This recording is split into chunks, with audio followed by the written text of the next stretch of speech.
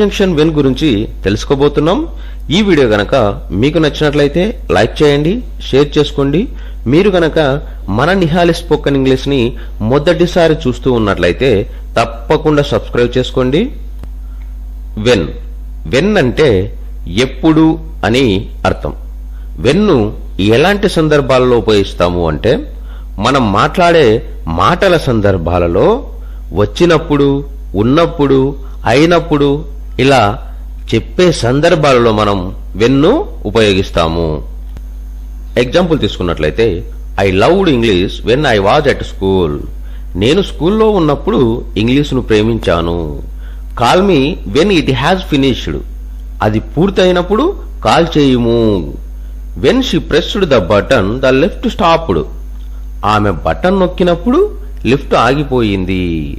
When we lived in town we often went to the theatre. మేము టౌన్లో ఉన్నప్పుడు తరచూ సినిమాలకు వెళ్లేవాళ్లం. When he came I was reading book. అతడు వచ్చినప్పుడు నేను పుస్తకం చదువుతూ ఉంటిని. వెన్ వెన్ అంటే ఎప్పుడు అని అర్థం.